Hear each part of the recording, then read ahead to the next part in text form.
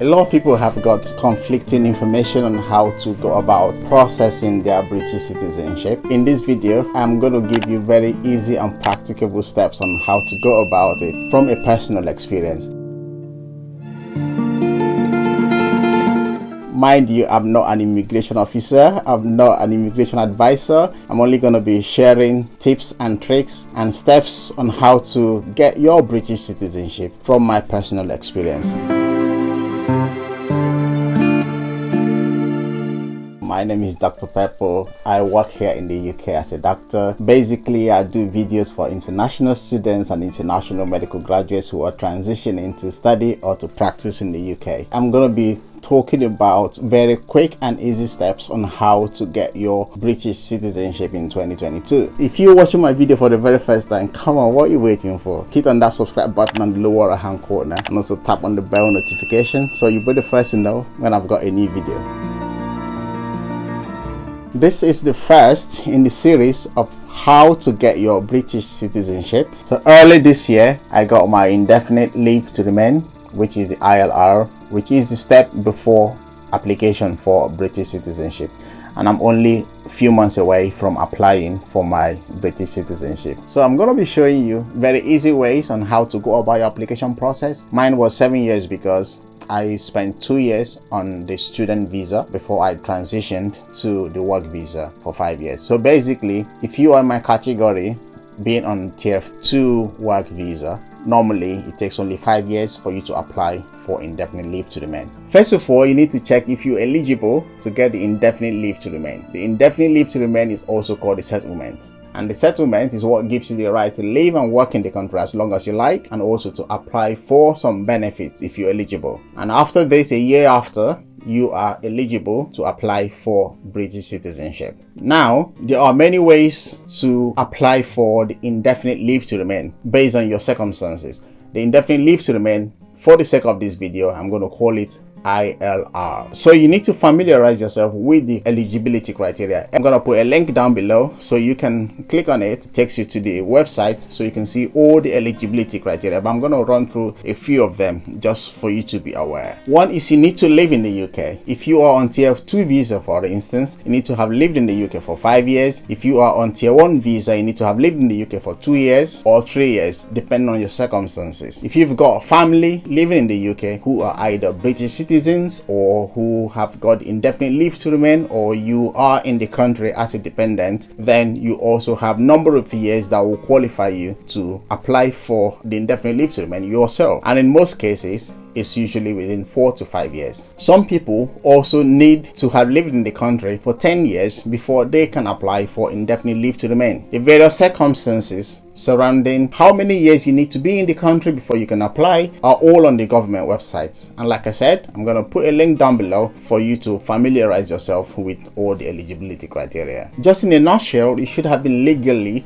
living in the United Kingdom for a continuous 3 or 4 or 5 or 10 years based on your individual circumstances and your visa type on a continuous basis. And what that means is you shouldn't have spent more than 180 days, which is about 6 months, at a single time absent in the UK, or 540 days in total within this period of your eligibility to apply for indefinite leave to remain. The next thing you need is documentation phase, which is very critical and important, but I have tried to simplify it just to give you the very important documents, because if you go on the website or if you ask some other people, there are a couple of documents they will tell you to submit or to have, but all those documents are a bit similar, of which if you have just one of them, a comprehensive one, it covers for a whole lot of documents. So I have tried to condense them to very simple 4 documents that you need to have for your application process. Number 1 is your Life in the UK test certificate. For you to get this certificate, you need to apply to do the exams. So this is a very tricky exam. It talks about life in the UK, it talks about the history of the United Kingdom, talk about the people, the culture, and a lot of new information that you will get from this test. And it's something that you need to really prepare for. I tell you, it's quite tricky. When I did mine, I prepared for a couple of days. I'm gonna do another video where I will specifically talk about how to go about preparing for this test, because it's quite a tricky test and you need to score very high. I think you need to score like 74-75% for you to pass it, and that is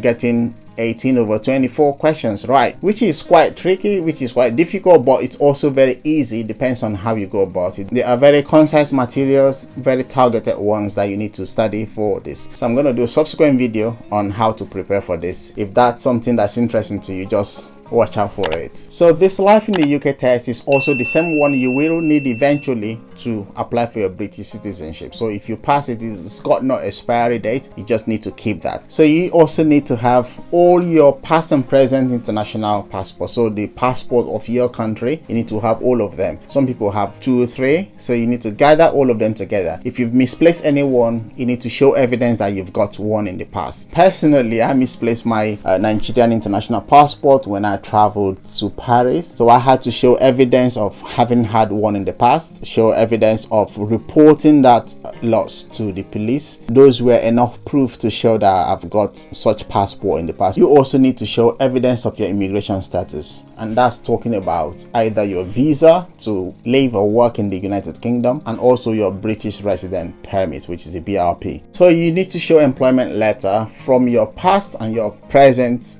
employers, especially the present employer that's giving you a COS, which is your certificate of sponsorship. And in that letter, they will need to state your job title, your job role, your salary scale, or the absences you've had in your workplace, just to be sure that they correspond to your contract. And finally, you need to show 3 months pay slip and bank statement, the recent 3 months.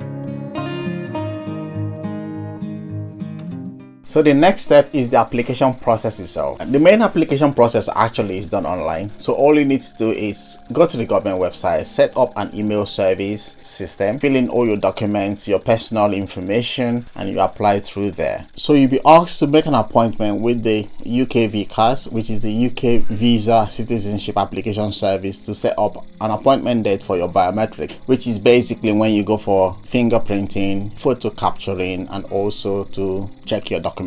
There is actually an application fee, and that depends on what sort of application you are making. The application fee for general is about £2,389. So you usually get a decision within 6 months if you apply using the standard service, which is basically paying an application fee of £2,389. And remember, you must not travel outside of the United Kingdom whilst your application is pending. Obviously, there's no way you can even travel because you've submitted all your travel documents anyways. But for you to get a faster decision, you will have to pay an extra £800, and that is what they call the super priority service, which is what I actually did, and I got my decision within 3 days. Normally it takes about 2 to 5 working days for you to get a decision through the super priority one, but you're paying a lot of money for it though. So once you've got your decision, your BRP, which is your British resident permit, should be with you within 7 to 10 days, and that is it.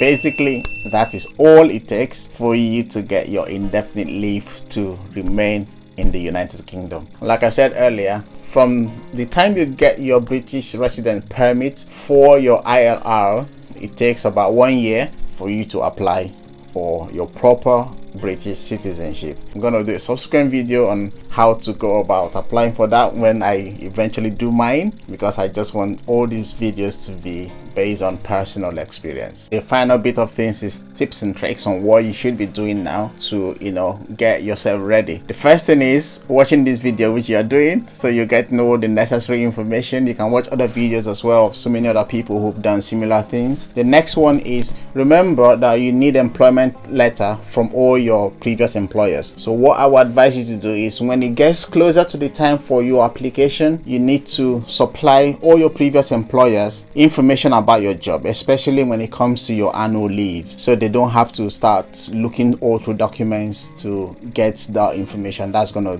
be a lot time consuming. But if you supply them with the periods you went on annual leave, the periods you were absent due to 1 or 2 things, that makes it a lot easier for them to compile a letter for you. The other thing also is before you apply for your ILR, you are eligible to apply for it 28 days before your due date. So if you want tier 2 visa, for instance, and you need to have been in the country for 5 years, a month before your actual 5 years, you can start applying. So that makes a whole lot of things easier. So it speeds up the process, if you get what I mean. And finally, it's a lot of money. You need to pay for application fee, you need to pay for biometrics. I forgot to mention, biometrics is about £19. So it's time for you to start saving up money. Save up money. Yeah, and it's quite straightforward, quite easy. If you've got any issues or if you've got any special circumstances, you want some clarifications, I'm very happy to listen and to answer as much as I can. And like I said, I'm not an immigration advisor and I'm not an immigration officer as well. I'm only sharing with you personal experience. Send me a message, comment down below, and I'll be so happy to engage with you. If you haven't subscribed to my channel, please do that. Thank you very much. I'll see you next time. Bye.